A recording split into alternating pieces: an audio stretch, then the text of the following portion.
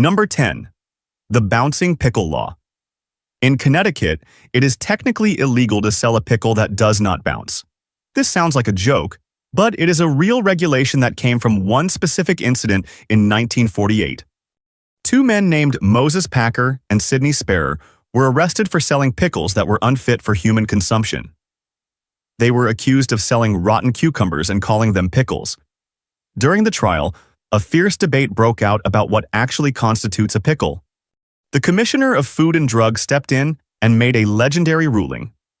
He declared that a true pickle should be firm enough to bounce when dropped from a height of 1 foot.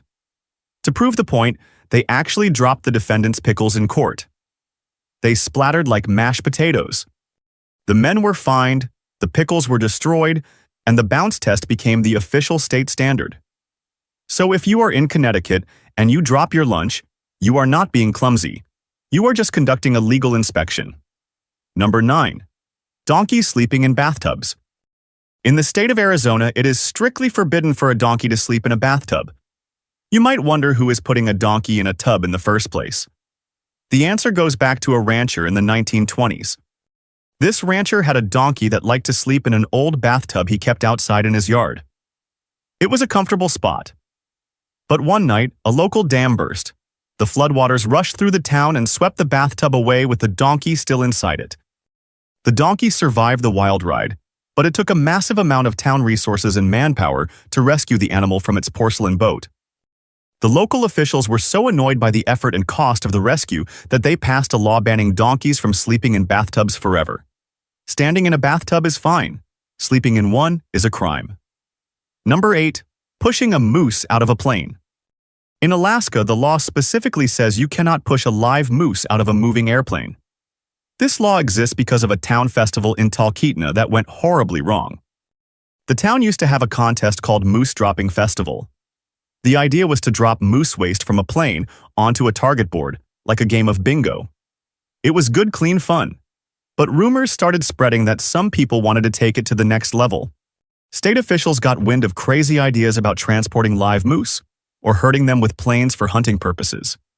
There were also concerns about animal welfare and the sheer physics of a 1,000-pound animal falling from the sky. To cover all their bases, they wrote a law that explicitly forbids dropping a moose from an aircraft. It is a rule that makes you wonder how many times it had to happen before they wrote it down. Number 7. No armor in Parliament. If you go to the British Parliament today, you can wear a suit, a dress, or even a funny hat. But you absolutely cannot wear a suit of armor. This law has been on the books since the year 1313. It exists because of the Earl of Lancaster. Back then, King Edward II was not very popular. The Earl and other nobles were angry at him, so they started showing up to meetings wearing full metal armor and carrying swords. It was their subtle way of saying, do what we want, or there will be consequences. The king, understandably terrified, passed the statute forbidding bearing of armor. It banned anyone from entering the building with weapons or defensive gear. Technically, this law has never been repealed. So if you show up to the House of Commons in a knight costume, you are not just weird. You are breaking the law. Number 6. High heels in Carmel. In the wealthy town of Carmel, California, you need a permit to wear high heels that are more than 2 inches tall. This is not because the fashion police are strict. It is because of the trees. Carmel is famous for its beautiful cypress trees. The roots of these trees grow under the sidewalks, causing the pavement to be uneven and jagged.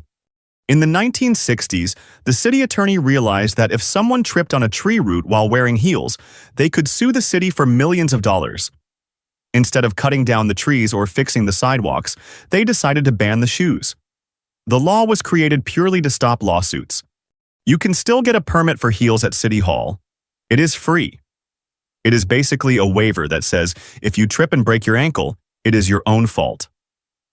Number 5. The Singapore gum ban. Singapore is famous for being spotless. But the reason you cannot buy chewing gum there comes down to one specific group of vandals in 1992.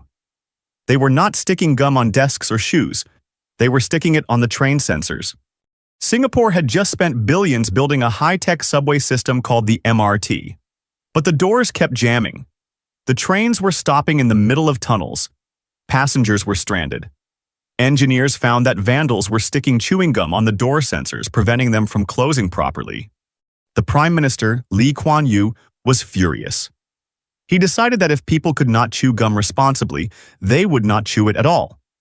He banned the import and sale of all gum. Overnight, the entire country went gum-free. Today, you can only get gum from a pharmacist for medical reasons, and you have to give them your ID. It is the most extreme reaction to littering in human history. Number 4. The exploding whale. In Oregon, there is a strict protocol for how to dispose of a beached whale.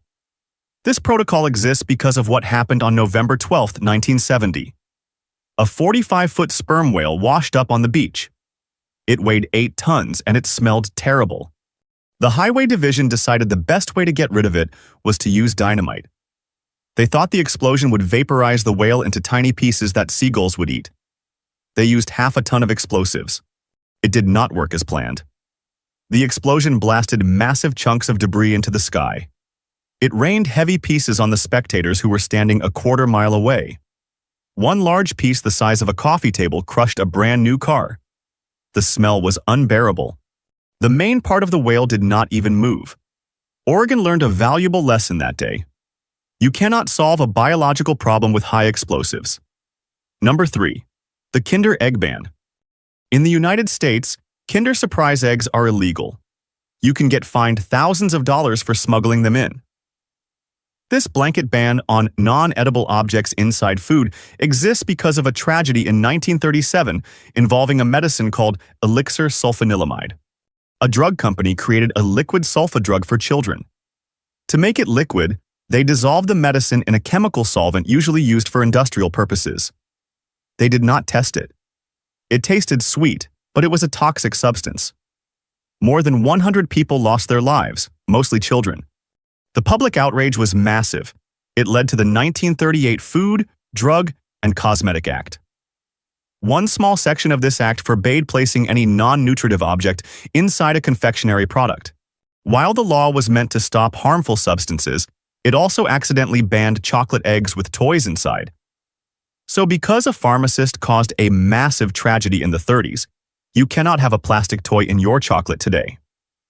Number 2. Lawn darts.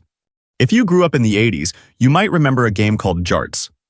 These were heavy metal darts with sharp points that you threw into the air to land in a plastic ring. Basically, it was horseshoes but with aerial spikes. For years, people knew they were dangerous. But the ban happened because of one tragic incident in 1987. A father named David Snow bought a set for his backyard. One of the darts was thrown too high, came down, and caused a fatal accident involving his daughter. After her tragic passing, David Snow went on a crusade. He found out that these toys had sent 6,000 people to the emergency room. He lobbied the government relentlessly until the Consumer Product Safety Commission banned lawn darts forever in 1988. They urged everyone to destroy the ones they owned. If you see a set today, you are looking at illegal contraband. Number 1.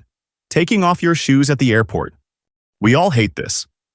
You are at security, holding your belt, hopping on one foot, trying to get your sneakers off. This entire global ritual exists because of one man, Richard Reed. On December 22, 2001, Reed boarded a flight from Paris to Miami. He was wearing high-top basketball shoes. Packed inside, the soles were hidden volatile materials. During the flight, passengers noticed him trying to light a match and ignite the device. He failed because his foot was sweaty and the fuse was damp. Passengers and crew tackled him and restrained him. Before this event, nobody cared about your footwear. You could walk through security in boots. But because of this one failed attempt, billions of travelers have had to walk through airports in their socks for the last 20 years. It is the ultimate example of one person ruining it for everyone else.